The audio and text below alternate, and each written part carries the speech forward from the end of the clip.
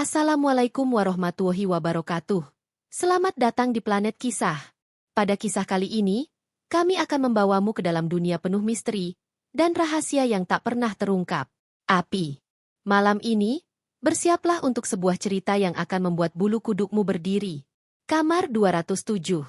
Sebuah kamar kos yang dilarang untuk dimasuki, tapi setiap malam selalu ada suara ketukan. Dan mereka yang mencoba mencari tahu tidak pernah kembali. Apakah kamu berani mendengar kisah ini sampai akhir? Kalau iya, pastikan kamu sudah menyalakan lampu dan jangan dengarkan sendirian. Sebelum kita mulai, jangan lupa untuk like, share, dan subscribe agar kamu tidak ketinggalan kisah-kisah menarik lainnya di Planet Kisah. Dan kalau kamu punya pengalaman mistis, kisah sedih, mengharukan, kejadian unik, atau kisah apapun silakan tulis di kolom komentar. Siapa tahu, ceritamu bisa kami angkat di episode berikutnya. Mata. Sekarang, siapkan dirimu, kita mulai cerita ini. Malam itu, langit tampak kelam, dihiasi oleh awan tebal yang menyembunyikan cahaya bulan. Rintik hujan jatuh perlahan, meninggalkan pantulan samar di jalanan basah kota. Nadira menatap bangunan di depannya, sebuah rumah kos eksklusif dengan arsitektur kuno namun masih tampak kokoh. Ada sesuatu yang membuatnya terasa berbeda. Ketika dia melangkah masuk, udara dalam kos terasa lebih dingin dari seharusnya, seolah menyimpan rahasia yang enggan diungkap. Lorongnya panjang dengan dinding bercat putih kusam, sementara lampu-lampu temaram di langit-langit berkedip sesekali. Nadira menggenggam koper di tangannya erat-erat, menghirup napas dalam sebelum menaiki tangga menuju kamarnya. Kamar 206, itulah kamar barunya. Tepat di sampingnya, ada sebuah kamar dengan pintu kayu tua yang tertutup rapat. Di atasnya, plakat berwarna emas terukir angka 207. Sekilas tak ada yang aneh, tetapi semakin lama Nadira menatapnya, semakin terasa sesuatu yang janggal. Jangan pernah coba-coba membuka kamar itu. Suara pemilik kos, Bu Ratna, tiba-tiba terdengar dari belakangnya.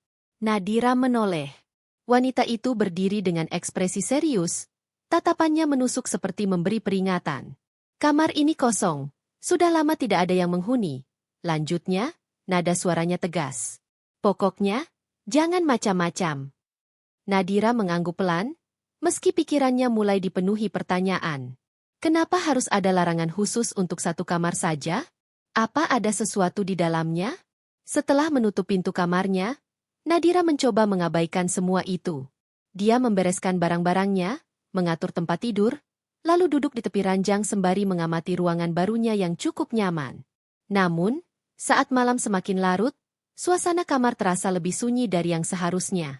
Jam di dinding menunjukkan pukul 1.58. Nadira menghela napas, berusaha memejamkan mata. Tok, tok, tok. Mata Nadira terbuka seketika. Suara ketukan itu datang dari kamar 207. Nadira menahan napas. Dia berusaha berpikir rasional. Mungkin hanya suara kayu yang memuai akibat cuaca. Tapi kemudian, tok, tok, tok. Ketukan itu terdengar lagi. Teratur, pelan, tapi pasti. Jantung Nadira mulai berdegup kencang. Tangannya gemetar saat dia menarik selimut, mencoba mengabaikan suara itu. Tapi ketukan itu terus berlanjut, berulang-ulang, seperti ada seseorang di dalam kamar itu yang ingin keluar. Pukul 2. Suara itu berhenti. Hening. Terlalu hening. Nadira tak berani bergerak. Ia hanya bisa berbaring diam, menatap langit-langit kamarnya sambil berusaha meyakinkan dirinya bahwa semua itu hanyalah imajinasi. Namun jauh di dalam hatinya, dia tahu, malam ini baru permulaan. Keesokan harinya, Nadira mencoba mengabaikan kejadian aneh yang dialaminya semalam. Dia meyakinkan dirinya bahwa mungkin itu hanya suara dari bangunan tua yang sudah lapuk. Tapi, semakin dia berusaha melupakan, semakin pikirannya terusik. Hari itu, dia sibuk dengan pekerjaannya sebagai freelancer, mengetik cepat di laptop sambil menyesap kopi yang sudah mulai dingin. Sesekali, dia mendengar suara penghuni lain bercakap-cakap di koridor, suara langkah kaki menaiki tangga, dan derit pelan pintu-pintu kamar yang dibuka atau ditutup. Hal-hal yang normal di sebuah kos. Namun, ada satu hal yang membuatnya merinding. Setiap kali Nadira menatap ke sudut matanya, dia merasa ada bayangan hitam yang bergerak cepat di luar kamar. Seperti seseorang yang mengintip dari balik pintu kamar 207. Dia menggelengkan kepalanya, mengutuk dirinya sendiri karena membiarkan ketakutan menguasai pikiran. Tidak ada siapapun di kamar itu. Itu yang harus dia yakini. Namun, malam harinya, gangguan semakin menjadi. Saat Nadira selesai mandi dan melangkah ke depan cermin, dia terdiam. Matanya menatap refleksi dirinya yang sedikit buram karena embun air hangat. Namun, di belakangnya, hampir tak terlihat dalam kabut kaca, ada sesuatu. Sosok samar, berdiri diam di sudut kamar. Nadira berbalik seketika. Jantungnya nyaris melompat dari dada. Tidak ada siapapun. Dia berusaha menenangkan diri, mengambil handuk dengan tangan sedikit gemetar. Tapi, saat kembali menatap cermin, dia melihat sesuatu yang membuat napasnya tercekat. Bekas embun di cermin membentuk pola jari-jari tangan, seolah seseorang telah menyentuhnya dari dalam. Nadira tersentak mundur, merasakan ketakutan yang semakin menusuk tulang. Namun, kejadian puncaknya terjadi saat dia mencoba tidur. Pukul 1.50. Udara di kamarnya terasa lebih dingin dari biasanya. Hawa lembab menyeruak, seolah ada sesuatu yang mengintai di balik kegelapan. Pukul 1.58. Nadira berusaha menutup matanya. Ia ingin menghindari suara-suara yang mungkin akan muncul lagi. Namun kali ini, bukan suara ketukan yang terdengar, melainkan suara langkah kaki. Perlahan. Menyeret. Berjalan di luar kamarnya. Pukul 2. Langkah itu berhenti tepat di depan pintunya. Seng. Lalu, ada sesuatu yang membuat darah Nadira membeku. Gagang pintunya bergerak sendiri. Seseorang, atau sesuatu, sedang berusaha masuk ke dalam kamarnya. Nadira tak bisa bergerak. Ia hanya bisa menatap gagang pintu yang terus bergetar, tanpa tahu harus berbuat apa. Namun seketika, semuanya berhenti. Pukul 21. Suasana kembali sunyi. Namun kini, Nadira tahu satu hal. Apapun yang ada di dalam kamar 207, itu nyata. Nadira tidak tidur semalaman. Ketakutan yang menjalari tubuhnya terlalu nyata untuk diabaikan. Sejak gagang pintu itu bergerak sendiri, dia tak lagi bisa menganggap semua ini sekadar ilusi atau imajinasinya belaka. Ketika pagi datang, dia berusaha bersikap biasa saja. Namun, matanya sayu, kantung hitam mulai terbentuk di bawahnya. Saat berjalan menuju dapur kos untuk membuat kopi, beberapa penghuni lain melihatnya dengan tatapan penasaran. "Kamu nggak apa-apa?" tanya seorang perempuan, Rani, yang tinggal di kamar 203. Nadira hanya tersenyum tipis. Kurang tidur. Sejujurnya, dia ingin menceritakan semuanya. Tapi, siapa yang akan percaya? Mengatakan bahwa kamar 207 menyimpan sesuatu yang tak kasat mata, hanya akan membuatnya terdengar seperti orang gila. Namun, jawaban singkatnya malah membuat Rani terlihat canggung. Ia ragu sejenak, sebelum mencondongkan tubuhnya dan berbisik, "Kamu juga mendengar sesuatu, ya?" Jantung Nadira berdetak lebih cepat. "Maksud kamu, juga?" Rani tak langsung menjawab. Dia hanya melirik ke sekitar, memastikan tak ada orang lain yang mendengar.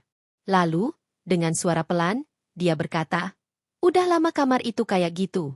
Makanya nggak ada yang berani nempatin kamar di sebelahnya. Kamu beruntung, loh." Nada sarkastiknya membuat bulu kuduk Nadira meremang. Namun, sebelum dia bisa bertanya lebih jauh, seseorang masuk ke dapur. Seorang pria berkacamata dengan postur tinggi, membawa segelas kopi di tangan. "Raka, penghuni lama kos ini." Tatapannya sekilas bertemu dengan Nadira, lalu dia mengalihkan pandangannya, seolah tahu apa yang mereka bicarakan. Sejak awal, Nadira merasa ada sesuatu yang berbeda dari Raka. Dia selalu terlihat pendiam, sedikit dingin, dan jarang berbicara dengan penghuni lain. Tapi hari ini, entah kenapa, Nadira merasa pria itu menyimpan sesuatu yang lebih dalam dari sekadar sifat introvert. Ketika malam tiba, Nadira duduk di tempat tidurnya sambil menatap layar laptop yang nyaris tak disentuh seharian. Pikirannya tak bisa lepas dari percakapannya dengan Rani. Apa yang sebenarnya terjadi dengan kamar 207? Kenapa semua orang terlihat menyimpan sesuatu, tapi tak ada yang mau berbicara terang-terangan? Dan yang paling mengusik pikirannya, siapa yang berusaha masuk ke kamarnya semalam? Saat itu juga, sesuatu menarik perhatiannya. Dari jendela yang sedikit terbuka, dia melihat sosok Raka berjalan pelan ke arah gudang kecil di belakang kos. Nadira mengernyit. Sekilas, itu bukan hal yang aneh. Tapi yang membuatnya penasaran, dia membawa sebuah kotak kayu kecil. Hati Nadira berdebar. Tanpa pikir panjang, dia mengambil jaketnya dan memutuskan mengikuti Raka diam-diam. Langkahnya ringan, mencoba menghindari suara gesekan sandal dengan lantai. Begitu tiba di belakang kos, ia mengintip dari balik dinding dan melihat Raka membuka kotak kayu itu dengan hati-hati. Di dalamnya, ada sesuatu yang membuat Nadira membeku di tempat. Buku harian tua. Raka membolak-balik halaman buku itu dengan wajah tegang. Lalu, tanpa diduga, dia merobek beberapa halaman dan membakarnya. Mata Nadira membelalak. Ada sesuatu dalam buku itu yang tidak boleh diketahui orang lain. Dan Nadira yakin, apapun yang sedang Raka coba sembunyikan, itu ada hubungannya dengan kamar 207. Nadira berdiri terpaku di balik dinding gudang. Napasnya tertahan, jantungnya berdebar cepat. Asap dari lembaran buku harian yang terbakar melayang di udara, membawa bau kertas hangus yang menyengat. Apa yang sebenarnya Raka coba sembunyikan? Saat pria itu selesai membakar halaman-halaman yang ia pilih, dia menutup kotak kayu itu dengan hati-hati. Kemudian, tanpa ragu, dia menguburnya di bawah lantai kayu gudang. Nadira menahan napas. Seketika, perasaan aneh menyelimuti tubuhnya. Seolah ada sesuatu di sekitarnya yang menyadari kehadirannya. Dia harus segera pergi. Tapi sebelum dia bisa bergerak, Raka menoleh ke arahnya. Sekilas, mata mereka bertemu. Nadira buru-buru mundur, jantungnya nyaris melompat keluar. Apakah dia melihatnya? Tanpa menunggu lebih lama, Nadira kembali ke kamarnya. Tangannya gemetar saat menutup pintu. Dia berusaha menenangkan diri, namun pikirannya terus berputar pada satu hal, apa yang ada dalam buku harian itu? Malam itu, ketenangan hanya bertahan sebentar. Pukul 1.50. Hawa di dalam kamar Nadira terasa lebih dingin dari biasanya. Selimut yang menutupi tubuhnya tak cukup untuk mengusir rasa dingin yang seolah merayap ke tulangnya. Pukul 1.55. Udara semakin berat. Sunyi yang tidak wajar. Pukul 1.58. Nadira membuka matanya perlahan. Ada sesuatu yang terasa ganjil. Dia menoleh ke arah jendela. Tirai bergerak perlahan, padahal tidak ada angin. Kemudian, sesuatu membuat bulu kuduknya berdiri. Di bawah pintu kamarnya, ada bayangan. Bayangan seseorang yang berdiri diam di luar pintunya. Tapi yang lebih membuat Nadira tercekat, bayangan itu tidak bergerak seperti orang biasa. Itu tidak bernafas. Itu tidak berpindah. Itu hanya berdiri di sana. Pukul 2. Tok, tok, tok. Ketukan itu kembali. Namun kali ini, bukan dari kamar 207. Ketukan itu berasal dari dalam kamarnya sendiri. Seolah ada sesuatu di dalam kamar yang ingin keluar. Nadira ingin berteriak, tetapi suara itu tercekat di tenggorokannya. Matanya menatap sekeliling dengan panik. Tidak ada siapapun. Namun, cermin di ujung kamar memantulkan sesuatu yang tidak seharusnya ada. Seorang gadis. Duduk di sudut ruangan, rambutnya tergerai panjang menutupi wajah. Nadira menahan napasnya. Dia tahu betul, tidak ada siapapun di sana. Dia sendirian. Namun di dalam cermin, sosok itu tetap diam, perlahan mengangkat wajahnya. Saat mata mereka bertemu, pintu kamar Nadira terbanting terbuka sendiri. Dan di luar sana, kamar 207 kini terbuka lebar. Pintu kamar Nadira terbanting dengan keras, membuatnya tersentak mundur hingga punggungnya membentur dinding. Jantungnya berdegup liar. Napasnya tersengal, kedua matanya terpaku pada pemandangan di depannya. Kamar 207 kini terbuka. Udara dingin menyelusup keluar dari dalam ruangan gelap itu, membawa aroma lembab yang menyerupai tanah basah dan sesuatu yang busuk. Nadira merasakan ketakutan yang lebih dari sebelumnya. Ini bukan lagi sekadar suara ketukan atau bayangan samar. Sesuatu benar-benar membuka pintu itu. Tangannya mencengkeram pintu kamarnya sendiri. Tubuhnya ingin berlari menjauh, tapi sesuatu dalam dirinya menolak. Ia tahu, jika ia menutup pintu sekarang, jawaban dari semua misteri ini mungkin akan selamanya terkubur dalam kegelapan. Perlahan, ia mengatur napas dan melangkah keluar. Kakinya terasa berat, Seperti ada sesuatu yang menahannya untuk mendekati kamar 207. Setiap langkah terasa salah, tetapi dorongan untuk mengetahui apa yang ada di dalamnya lebih kuat dari rasa takutnya. Nadira berdiri di ambang pintu kamar 207. Matanya mencoba menyesuaikan diri dengan kegelapan. Kosong. Tidak ada apa-apa. Ruangan itu hanya dipenuhi debu dan perabotan tua yang tampak sudah lama tidak tersentuh. Ada lemari kayu besar di pojok ruangan, meja rias dengan kaca retak, dan ranjang dengan spray lusuh yang berbau apek. Namun, ada sesuatu yang lebih aneh. Dinding kamar penuh coretan. Nadira melangkah lebih dekat, mengamati lebih saksama. Coretan itu bukan sekadar goresan sembarangan. Itu adalah tulisan. Sebuah kalimat yang ditulis berulang-ulang dengan gaya huruf yang semakin tidak beraturan. Aku masih di sini. Jangan lupakan aku. Mereka membunuhku. Jantung Nadira berdegup semakin cepat. Tangannya gemetar saat dia menyentuh salah satu coretan di dinding.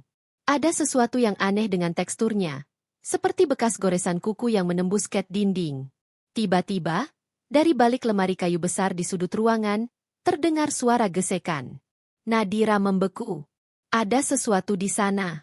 Ia mundur perlahan, bersiap lari keluar, tapi sebelum ia bisa bergerak lebih jauh, pintu kamar tertutup dengan sendirinya. Jebakan. Kegelapan menyelimuti ruangan. Lalu terdengar suara napas seseorang. Pelan. Dek. Nadira menahan jeritan di tenggorokannya. Ia tahu. Dia tidak sendirian di dalam kamar itu. Gelap. Nadira berdiri kaku di tengah ruangan. Jantungnya berdegup begitu keras hingga terasa menyakitkan di dadanya. Suara napas yang ia dengar tadi masih ada.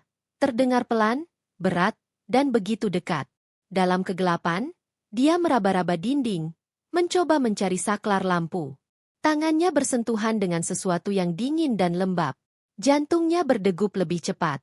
Itu bukan tembok. Lalu, tap. Cahaya redup tiba-tiba menyala. Nadira membelalak. Di depannya, seorang gadis berambut panjang, mengenakan baju tidur putih yang kusam dan kotor, berdiri dengan kepala tertunduk. Rambutnya menutupi hampir seluruh wajahnya. Kecuali satu hal yang membuat tubuh Nadira membeku. Tangannya penuh luka. Ada bekas cakaran panjang, beberapa masih berdarah segar, sementara lainnya sudah mengering. Dan di kuku-kukunya, ada sisa ket tembok yang sama dengan yang ada di dinding kamar ini. Seolah-olah, dialah yang menuliskan pesan-pesan menyeramkan di dinding. Nadira ingin bergerak, lari, berteriak, apa saja. Tapi tubuhnya terasa terkunci di tempat.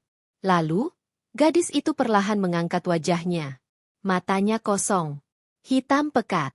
Kemudian, bibirnya bergerak, mengucapkan sesuatu tanpa suara. Bantu aku. Seketika, udara di dalam ruangan berubah. Sesuatu yang tak terlihat menarik tubuh Nadira ke belakang. Dunia di sekelilingnya berputar. Dinding kamar seakan mencair, lantai di bawahnya terasa tidak nyata. Dan dalam sekejap, semua berubah. Nadira kini berdiri di dalam koridor yang sama, tapi ada sesuatu yang salah. Cahaya lampu kuning yang biasa menerangi lorong kos kini berubah menjadi redup dan berwarna merah samar. Udara dingin menusuk, aroma tanah basah semakin kuat. Dan yang paling membuat Nadira merinding.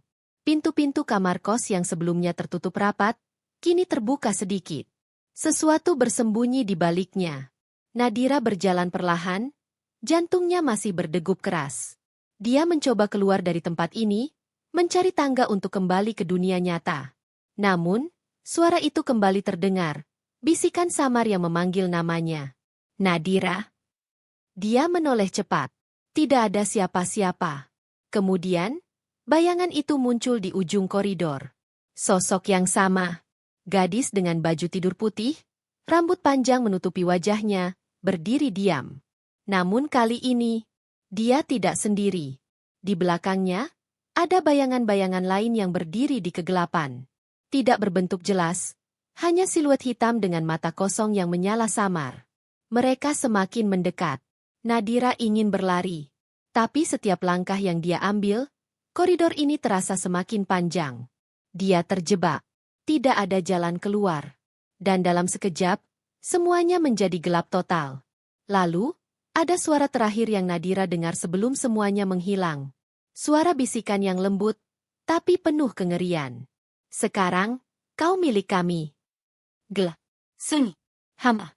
Nadira terbangun dalam keadaan terduduk. Jantungnya masih berdebar, napasnya tersengal, dan tubuhnya terasa ringan. Terlalu ringan, seolah dia tak benar-benar ada. Dia menoleh ke sekeliling. Dia masih berada di lorong kos, atau setidaknya sesuatu yang mirip dengan lorong kosnya. Namun kini, semuanya terlihat berbeda. Dindingnya berwarna kelabu kusam, bercak-bercak hitam menjalar seperti luka yang membusuk. Lampu-lampu di langit-langit berkedip perlahan, seolah akan padam kapan saja. Pintu-pintu kamar masih terbuka sedikit, tetapi kini dari celahnya, terdengar suara bisikan samar. Bukan dalam bahasa manusia. Bukan sesuatu yang bisa dimengerti. Hanya suara, menggumam, berdesis, merintih. Nadira bangkit perlahan. Saat itu juga, ia melihat pantulan dirinya di jendela yang ada di ujung koridor. Dan ia langsung tahu sesuatu telah berubah. Wajahnya pucat, rambutnya berantakan. Bajunya robek di beberapa bagian. Tapi yang paling mengerikan adalah matanya. Matanya kosong. Gelap. Seperti seseorang yang telah kehilangan jiwanya. Nadira mundur selangkah, tubuhnya gemetar. Namun sebelum ia bisa melakukan apapun, sesuatu menarik perhatiannya. Suara langkah kaki. Ia menoleh ke arah tangga. Di sana, seseorang baru saja memasuki lorong. Seorang gadis baru, membawa koper kecil, terlihat bingung saat menatap sekeliling kos. Nadira mengenali ekspresi itu. Ekspresi orang yang baru pertama kali menginjakan kaki di tempat ini. Dan saat gadis itu lewat di depan kamar 207, Nadira melihat sesuatu yang lebih mengerikan. Pintu kamar itu perlahan terbuka. Tanpa disadari, tubuhnya bergerak sendiri. Ia ingin berteriak, ingin memperingatkan gadis itu untuk tidak masuk ke dalam kamar itu. Tapi, Nadira tidak bisa berbicara. Suaranya hilang. Dia mencoba meraih gadis itu, tapi tangannya hanya menembus udara. Seakan, dia tidak lagi ada di dunia ini. Seakan, dia telah menjadi bagian dari mereka. Di depan matanya, gadis baru itu menoleh ke kamar 207, lalu perlahan melangkah masuk. Dan begitu pintu tertutup, koridor itu kembali sunyi. Hanya satu hal yang tersisa, bayangan samar Nadira yang kini berdiri di depan kamar itu. Menunggu. Seperti yang dilakukan oleh yang lain sebelumnya. Seperti yang akan dilakukan oleh mereka yang datang setelahnya. Kutukan tidak pernah berakhir.